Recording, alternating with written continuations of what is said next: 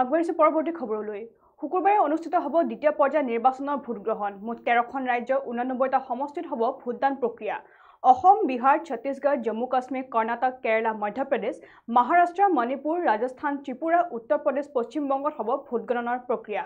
অসমৰ মুঠ 5টা সমষ্টিত অনুষ্ঠিত হ'ব ভোটগ্ৰহণ প্ৰক্ৰিয়া। এই বিষয় সন্দৰ্ভত জনাই যাম সবিশেষ। শুকুৰবাৰে অনুষ্ঠিত হ'ব দ্বিতীয় পৰ্যায়ৰ নিৰ্বাচনৰ ভোটগ্ৰহণ।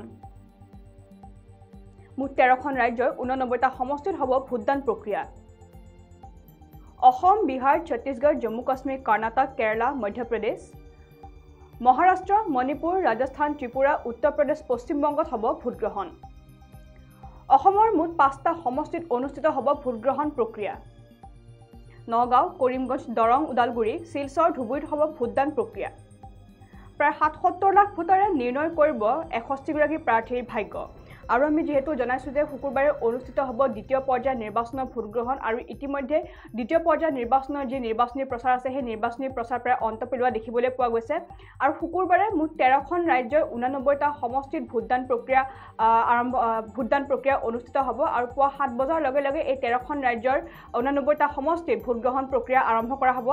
অসম, বিহাৰ, ছত্তীশগড়, জম্মু কাশ্মীৰ, কৰ্ণাটক, কেৰালা, মধ্যপ্ৰদেশ, মহাৰাষ্ট্ৰ, মণিপুৰ, ৰাজস্থান, ত্ৰিপুৰা, উত্তৰ প্ৰদেশ, পশ্চিম বংগ মুঠ এই 13খন ৰাজ্যত দ্বিতীয় পৰ্যায়ৰ ভোটগণনা অনুষ্ঠিত কৰা হ'ব।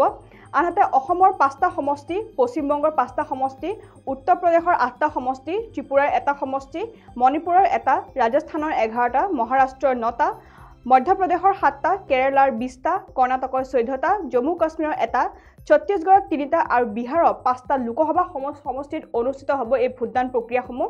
আৰু ইয়াৰ লগতে অসমৰ দ্বিতীয় পৰ্যায়ৰ নিৰ্বাচনত প্ৰায় ৭৭ লাখ ভোটাৰে নিৰ্ণয় কৰিব 5 সমষ্টিৰ প্ৰাৰ্থীসকলৰ ভাগ্য। আৰু আমি যিহেতু জনাইছোঁ যে অসমৰ এইবাৰ ৭৭ লাখ ভোটাৰে নিৰ্ণয় কৰিব ৬১গৰাকী প্ৰাৰ্থীৰ ভাগ্য আৰু EVMত শুকুৰবাৰে বন্দী হ'ব এই ৬১গৰাকী প্ৰাৰ্থীৰ ভাগ্য। আৰু আমি পুনৰ জনাইছোঁ যে শুকুৰবাৰে অনুষ্ঠিত হ'ব দ্বিতীয় পৰ্যায়ৰ নিৰ্বাচনৰ ভোটগ্ৰহণ। আৰু ইতিমধ্যে এই 5টা লোকসভা সমষ্টিলৈ যিসকল পলিং বিষয়াসকল আছে বা প্ৰিজাইডিং বিষয়াসকল আছে সেইসকল বিষয়া বৰ্তমান ৰাওনা হোৱা দেখিবলৈ পোৱা গৈছে। আৰু মুঠ 13খন ৰাজ্যৰ 89টা সমষ্টিত হ'ব ভোটদান প্ৰক্ৰিয়া।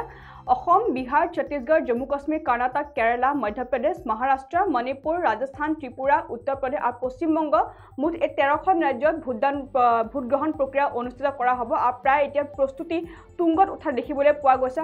এই 5টা লোকসভা সমষ্টি অৰ্থাৎ দেশৰ বিভিন্ন প্ৰান্তত ইতিমধ্যে কটকটীয়া নিৰাপত্তা বেষ্টনী গঢ়ি তোলা দেখিবলৈ পোৱা গৈছে।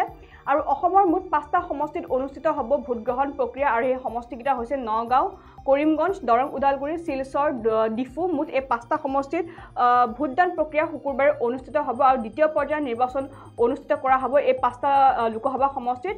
আৰু প্ৰায় ৭৭ লাখ ভোটাৰে নিৰ্ণয় কৰিব ৬১গৰাকীকৈ প্ৰাৰ্থীৰ ভাগ্য। অৰ্থাৎ এই ৭৭ লাখ ভোটাৰে 5টা লোকসভা সমষ্টিৰ প্ৰায় ৬১গৰাকী প্ৰাৰ্থীৰ ভাগ্য নিৰ্ণয় কৰিব শুকুৰবাৰ দিনাখন। আৰু শুকুৰবাৰ দিনাখনৰ EVMত বন্দী হ'ব সেই ৬১গৰাকী প্ৰাৰ্থীৰ ভাগ্য।